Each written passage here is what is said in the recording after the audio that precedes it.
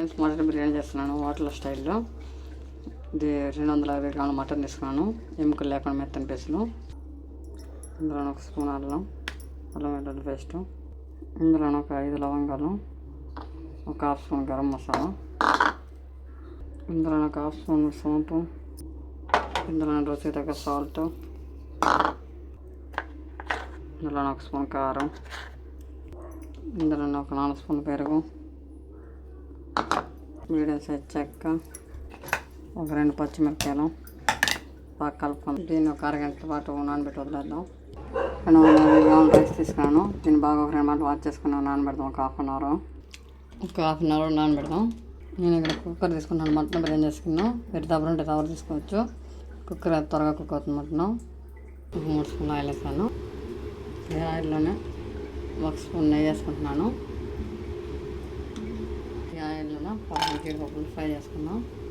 జీడిపప్పు పక్క తీసుకున్నట్టు అయిపోయి నాణ్యం ఫ్రై చేసుకున్నాం. గోల్డెన్ బ్రౌన్ కలర్ వచ్చినాక నాణ్యం బ్రౌన్ కలర్ వచ్చేసింది. ఇప్పుడు వీటిని మనం వేరుగంట వేసుకుంటాం. ఇది ఆయిల్లోనే బిర్యానీ సామాన్లు అందరూ ఆనియన్ సన్నగా తరుస్తుంది. దాన్ని మనం ముందుగా మ్యాగ్నేట్ చేసుకున్నాను. వేసుకున్నాము.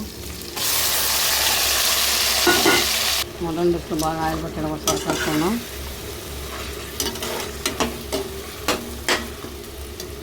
దీన్ని మనం మటన్ ఇంజన్ పెట్టుకున్నాం. వేడి చేసుకున్నాము. వాటర్ సగం కూడా పెట్టుకున్నాము, ఉడిపించుకున్నాము. ఒక స్పూన్ సాల్ట్ వేసుకున్నాం. మటన్ ఉడికింది. మనం ఇప్పుడు రైస్ వేసుకున్నాం. దాంట్లో రైస్ కుక్ అవుతుంది. దీన్ని ఎక్కువ కుక్ చేసుకోకూడదు. 90% ఉడికితే చాలు.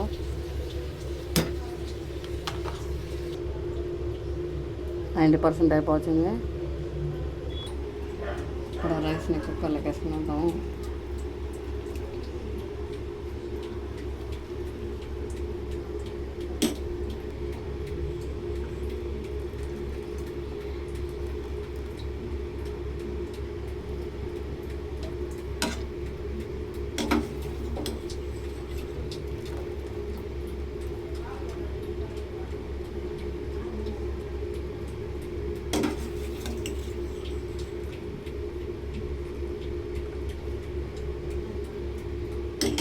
రైస్ వేసుకుంటాం కదా, దీంట్లో మనం ముందుగా వేయించుకున్నాం ఆనియన్, జీడిపప్పు, దీనిపైన కొత్తిమీర వేసుకున్నాం. పుదీనా అంటే పుదీనా వేసుకోండి. మా ఇంట్లో పుదీనా లేదు, కొత్తిమీర ఉందండి, కొత్తిమీర వేసాను. దీన్ని గాలి పక్కన మూత పెట్టేసి సిమ్లోన 10 మినిట్స్ కుక్ చేసుకున్నాం. ఇందులో నెయ్యి వేసుకున్నాము. వేడి బిర్యానీ రెడీ అయిపోయింది. ఆనియన్స్ అలా దొరుకున్నాను. ఇందులో 1 స్పూన్ సాల్ట్ వేసుకుని ఒక కప్ పోసుకున్నాను. ఇప్పుడు దీన్ని కలుపుకున్నాం. కొత్తిమీర 1 స్పూన్ అంత వేసుకున్నాను.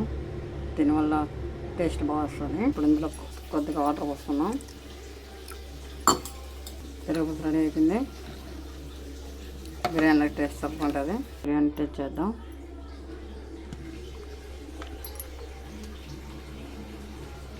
టేస్ట్ సూపర్ ఉంది.